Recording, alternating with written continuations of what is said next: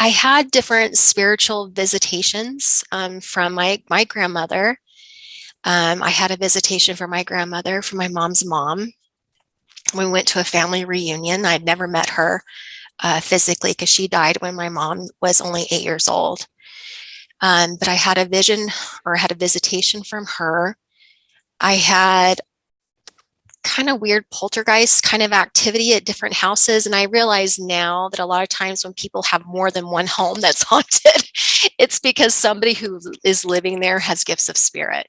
Because spirit is, you put off a certain signal or a light, and they're trying to get your attention because they know you can hear them, see them, or sense them, or feel them. And we had a house full of very sensitive people. You know, my mom was very sensitive. My dad and my brother and I were all sensitives. So we could all sense spirit. This big, huge, we're all putting off this big, huge light. Come over, hang out with us. So we had many hauntings and different things that happened. And I noticed that I would hear, see, or a lot of time audio. I would hear a voice talking to me, or telling me something. And I'll never forget, we were living at this town, and guess what the town was called?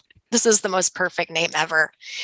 The town was called Peculiar, Missouri. Okay, this is in Missouri, and the town was called Peculiar. Okay, and we lived in a haunted house in Peculiar, Missouri when I was about 10 years old.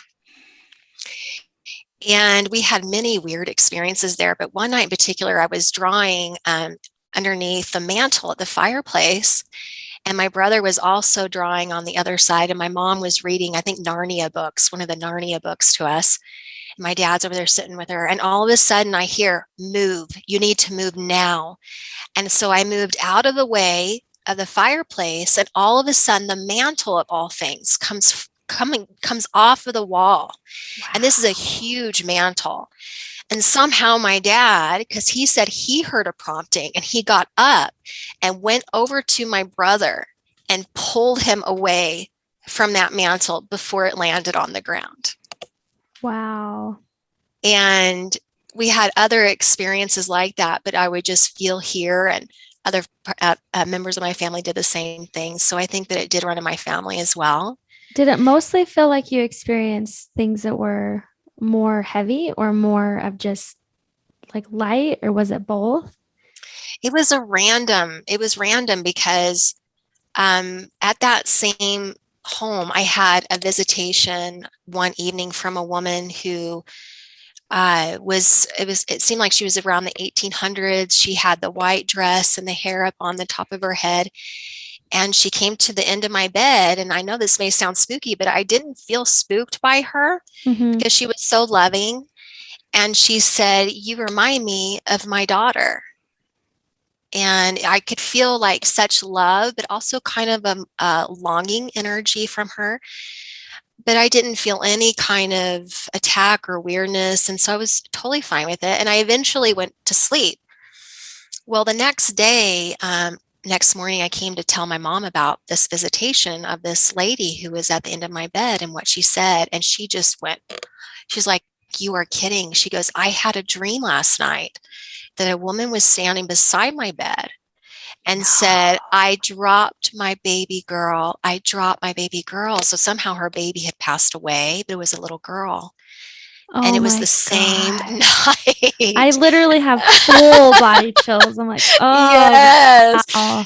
So it was like this energy of the veil being thin, and healing, and metaphysical conversations and visitations.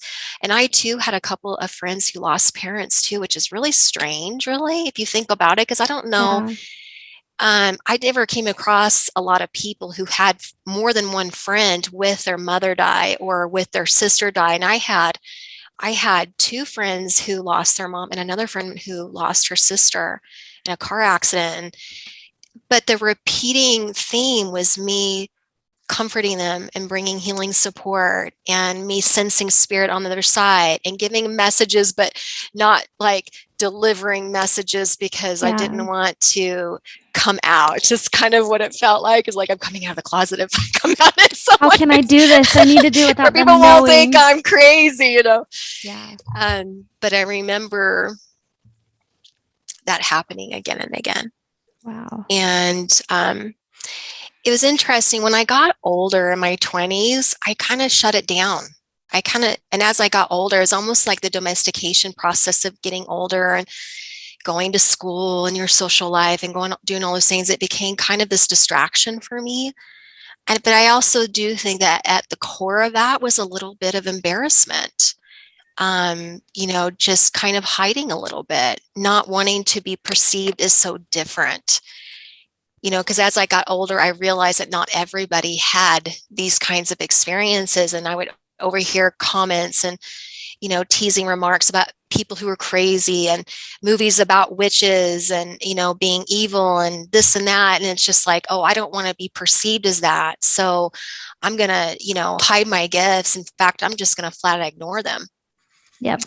And I think it caused health issues for me as well. I think that it Mm, caused my depression because I ended up struggling with a lot of depression later on. And I noticed that when I came through my healing process and I really started sharing my gifts and everything else, that I don't struggle in those ways anymore, you know? So I mm, think that it was just the block of energy moving through my body, of closing my heart, not really keeping it open, experiencing heartache and all the different things that you experience in life, and just continually just kind of closing in. And then that heart chakra closing in too much to the point where I started to struggle with depression and anxiety. And I so feel like that's anyway, I feel like that's pretty common a lot too for people who are yeah, very gifted. Is it's like their heart, and I always say this, which is so awesome, is like your heart is your connection to your spirit and your body. So you're not pronounced that yes, you've passed until your heart stops beating. And so I feel like there's so many of us who are so spiritual or so gifted that yes. hide it or push it away, that it can cause that inner turmoil. Disconnect.